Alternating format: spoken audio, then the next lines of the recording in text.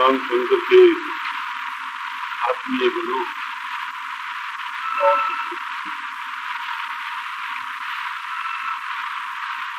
वास्तव में ही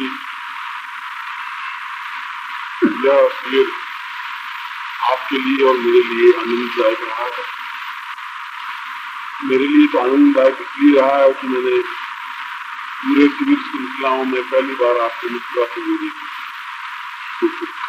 बाकी तो बहुत बोझिल और चिंता से उदास था और आपके लिए इसलिए कि आप सही अर्थों में भगवान शिव के साहित्य जीवन दिखें, वाद्य यंत्र डमरू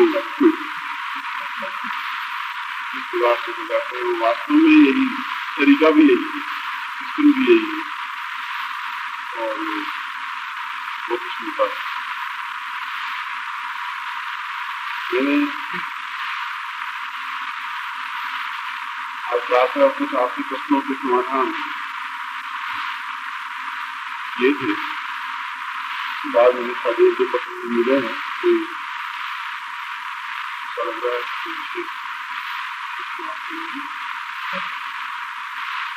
फिर भी जो दो तीन प्रश्न है वो मैं आपके सामने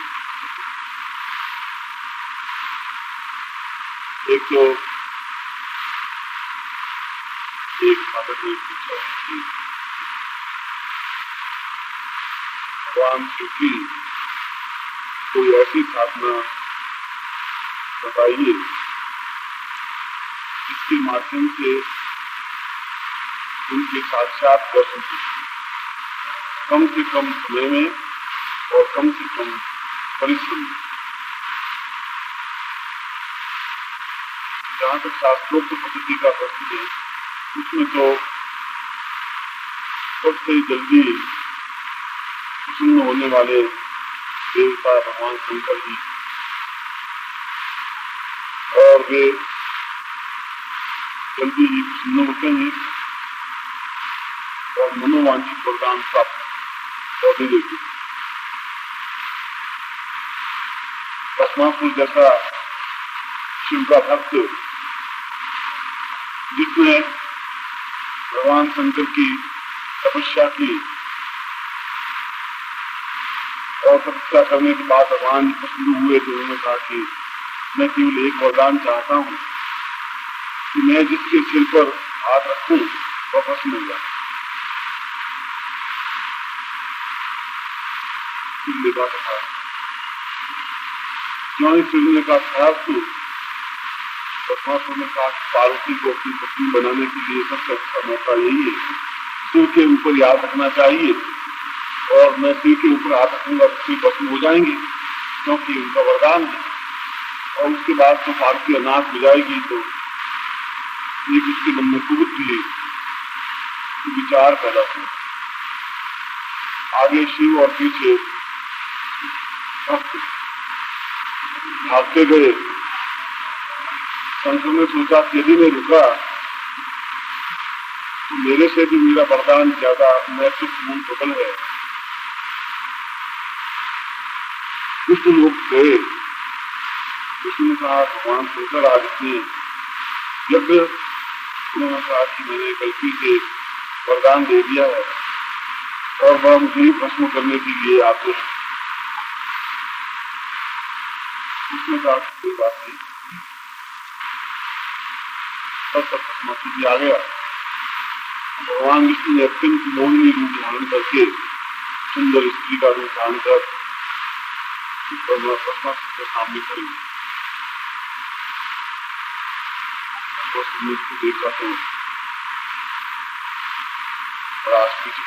मेरे इष्ट देव कहाँ कहाँ मुझे ले आते हैं। देखा मैं वहां भटक रहा था, परेशान हो रहा था।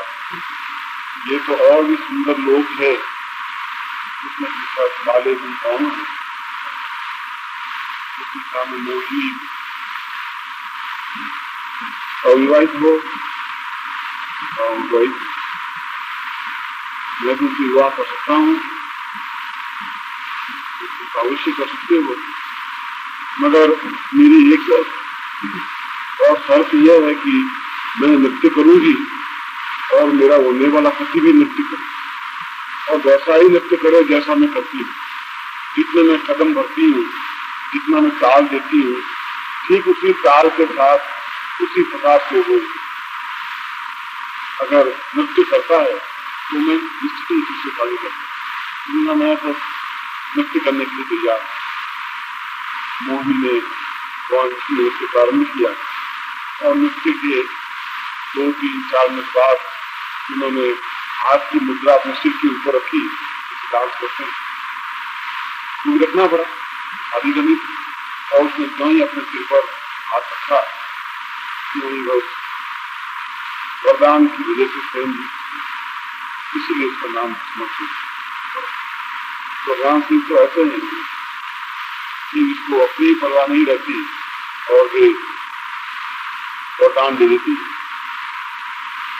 मगर कम से कम समय में और कम से कम परिश्रम में उसमें 2 शब्द में कर देती है। और ऐसी साधनाएं अघोर साधनाएं होती है। अघोर साधना के माध्यम से भगवान शिव जल्दी प्रसन्न हो सकते, मगर जहाँ भगवान शंकर का नाम लिया जाएगा वहाँ अघोरी शब्द भी आएगा, अघोर शब्द भी आएगा, क्योंकि भगवान शंकर का भी एक नाम अघोर है और उनका विशेष मंत्र है अघोरेभ्यो अघोरेभ्यो घोर घोर करेभ्यः सर्वेभ्यः सर्व सर्वेभ्यः नमस्ते अस्तु रुद्र रूपे। अघोरियों के लिए प्रिय आराध्य इंसानवासी है, मगर अघोर शब्द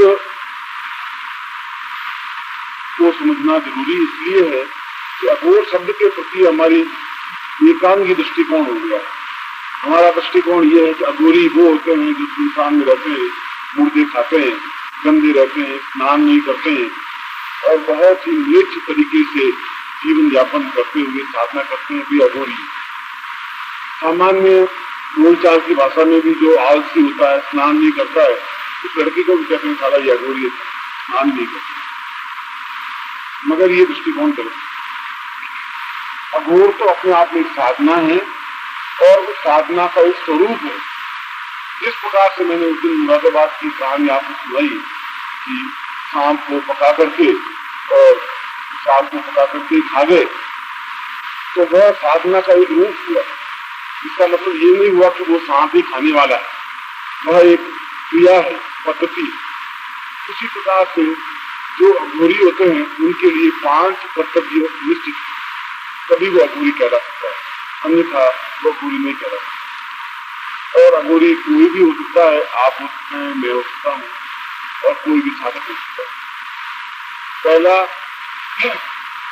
अघोरी वो होगा जो शमशानवासी होगा, शमशान में बैठ करके साधना करने वाला होगा। शमशानवासी का जो शमशान साधना करने में सिद्ध होगा वह अघोरी।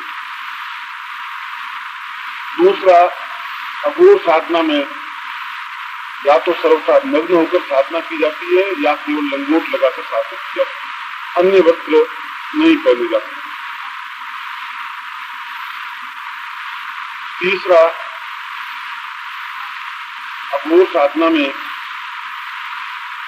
भगवान शिव पर मदिरा का भोग लगाया जाता है, मगर ये आवश्यक नहीं है कि अघोरी स्वयं भी भोग लगाए। जैसा मैंने बताया था आपको, मदिरा का अर्थ शराब नहीं होता।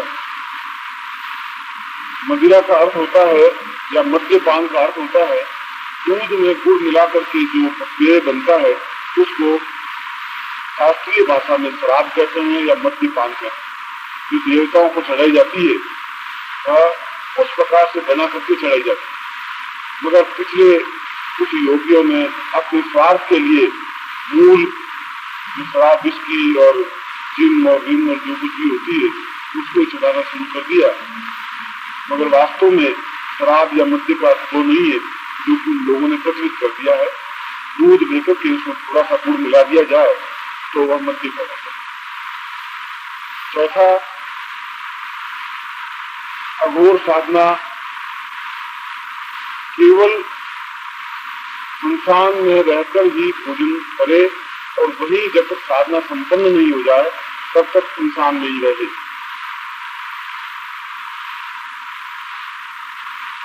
और पांचवा, वह निर्द्वंद्व हो, निश्चिंत हो, निर्मुक्त हो, निर्भय हो।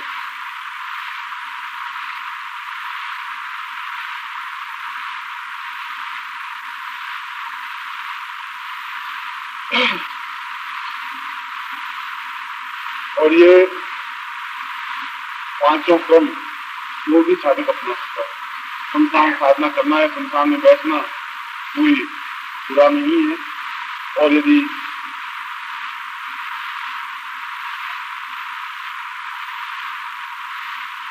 आपको अवसर मिले भी जरूर 2-4 घंटे 6 घंटे संसार में बिताने चाहिए। उससे भय समाप्त हो जाएगा हमेशा के लिए, क्योंकि इंसान को बिना जगाए किसी प्रकार का भय नहीं होता। विशेष मंत्रों से जगाने पर ही इंसान भययुक्त और आमोद युक्त बन सकता है। अगर नॉर्मल वे में यदि रात को 12 बजे भी जाकर बैठ जाए तो न कुछ भूत आएगा, न आपका गला पकड़ेगा। इसलिए वो चिंता तो मानस में रखने की जरूरत ही नहीं, सामान्य रूप में। क्योंकि उन योनियों के बारे में यह प्रमाण है कि वे अकारण किसी को नहीं छेड़ती। यदि आप संसार में खड़े हैं और वे अपने कार्यों में लीन हैं तो आप उनको देखेंगे नहीं, वो आपको देखेंगे भी तो आपको छेड़ेंगे नहीं, आपके पास में निकल जाएंगे, अकारण आपको तकलीफ नहीं देंगे। तो कोई योनि, कोई सांप, कोई जंतु मनुष्य को व्यर्थ में तकलीफ देता ही नहीं। तो मनुष्य तकलीफ देता है तो वे उसका प्रतिशोध जरूर देते। इसलिए इंसान साधना अपने आप में कोई दुष्कर साधना नहीं है। और अघोर साधना के माध्यम से केवल 8 घंटे में भगवान शिव साहित्य जोड़ सकता है।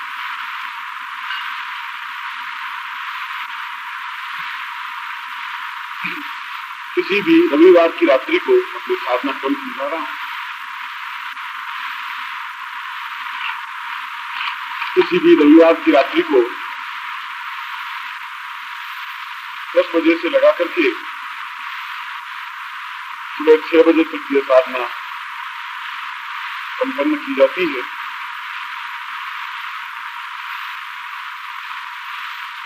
इसमें ताजे जले हुए मुर्दे की भस्म ललाट पे और शरीर के 5 अंगों पर लगानी चाहिए।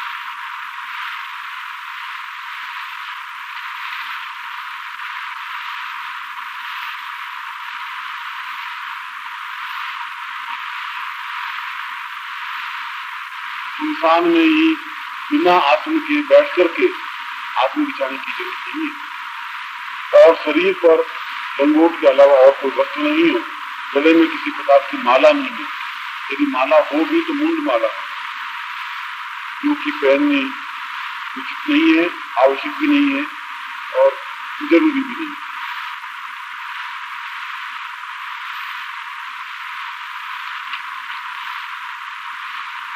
इसके बाद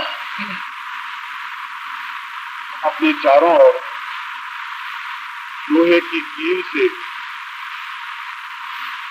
एक घेरा बना लेना चाहिए, जो लगभग 1 मीटर लंबा 1 मीटर चौड़ा होना चाहिए।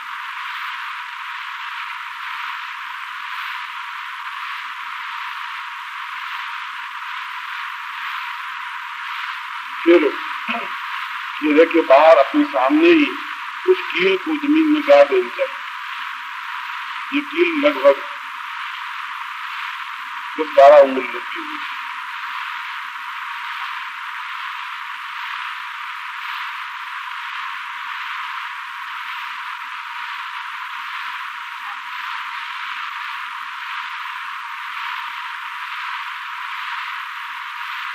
फिर उस घेरे में बैठ करके निम्न अघोर आसन खीलने का मंत्र पढ़ना चाहिए। यह जो पहले मंत्र बता रहा हूं तो आसन खीलने का मंत्र। आसन खीलने का मतलब है जहां बैठे हैं वहां कोई आपको परेशान नहीं करेगा, उसको आसन खीलना चाहिए।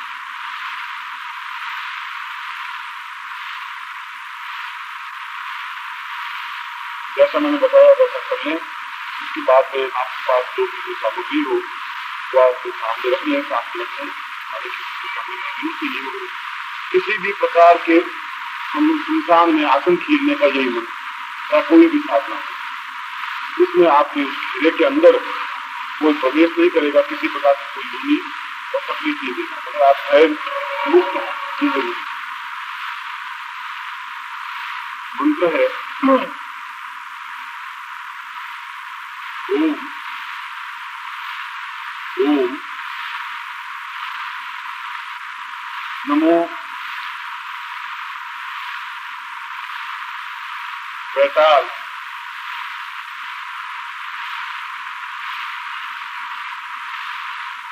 वीर वैताल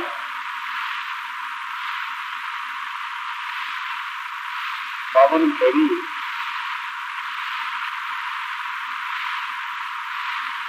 पावन भैरू 64 योगिनी रक्षा करे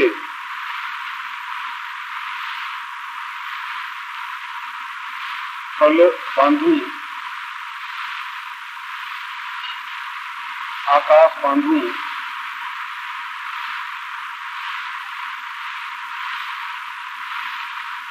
धरती 10 दिश बांधू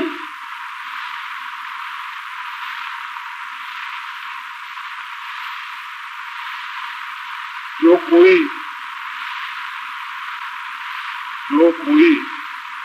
कान चूके,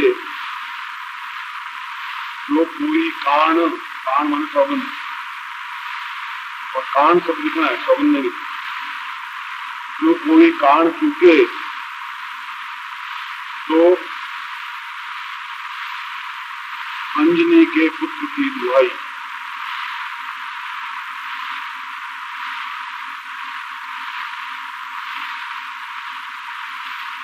ये मंत्र लगभग 20 या 21 बार बोल करके जो सामने कील गाड़ी है उसके ऊपर अपनी दाहिनी एड़ी को पटकना चाहिए 20 बार 21 बार।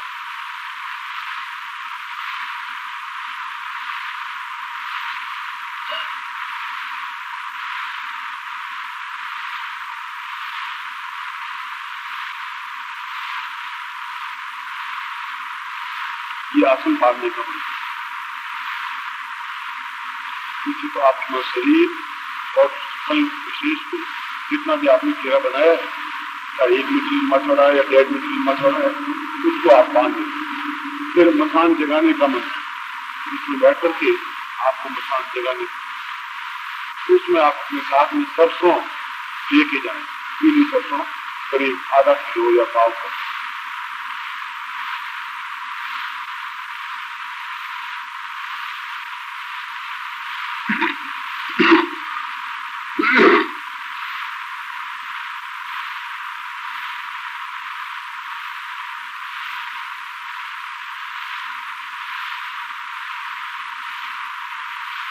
यह मंत्र 3 बार बोलना है और सरसों अपने चारों ओर बिखेरते रहना है, पर इस बात का पूरा ध्यान रहे कि सरसों आपके घेरे के अंदर नहीं पड़ना चाहिए,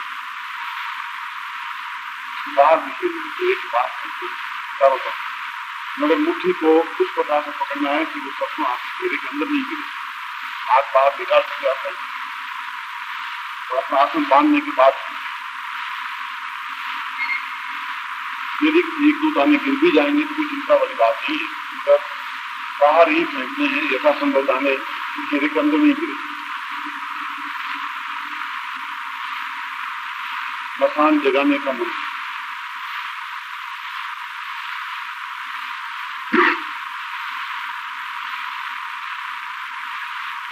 ओम नमो वीरभद्र वैताल काला भैरू पूरा भैरू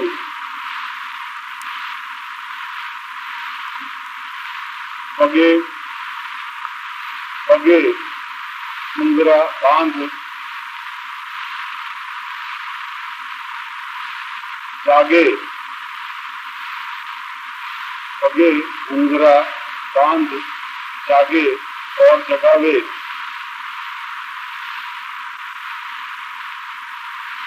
भूत प्रेत पिशाच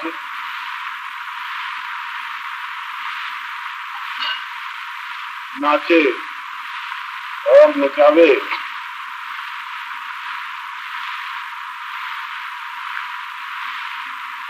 मसान जागे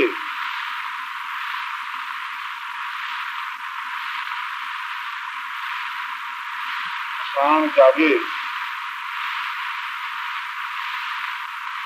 उस्मान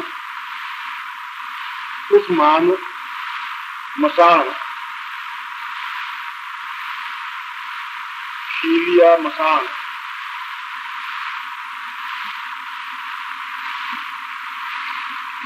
छप्पन मसान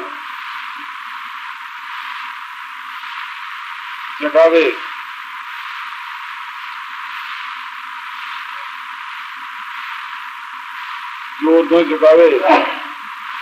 जो न जगावे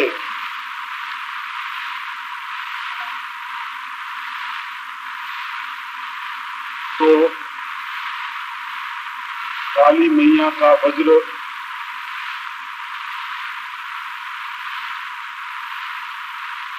छाती पर झेले।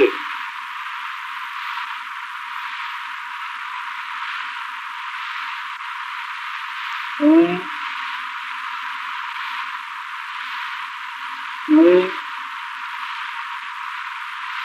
पट। बस ये मंत्र 3 या 4 या 5 बार उच्चारण करने की जरूरत है और मंत्र बोलता रहे और सरसों के दाने चारों देता रहे।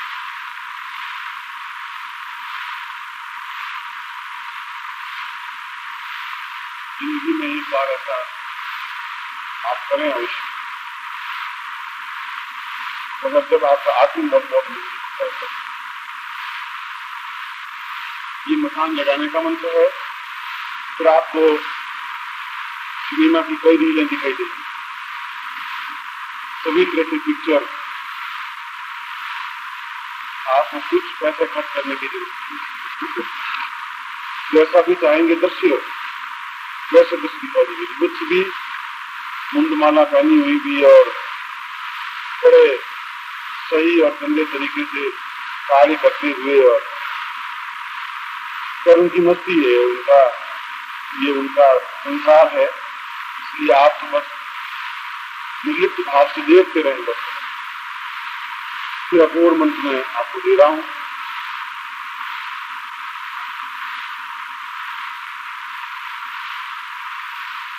इंसान जब जग जाए और जब देख लें चारों तरफ इंसान जग गया है, आवाजें आ रही है, तब आप अपूर्व मंत्र का जाप कीजिए।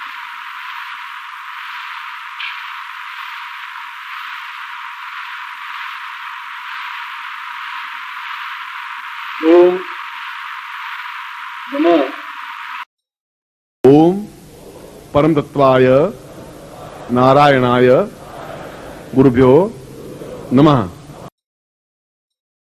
ओम ह्रीं मम प्राण देह रोम प्रतिरोम चैतन्य जाग्रय ह्रीं ओम नमः। ओम भूर्भुवः स्वः तत्सवितुर्वरेण्यं भर्गो देवस्य धीमहि धियो यो नः प्रचोदयात्।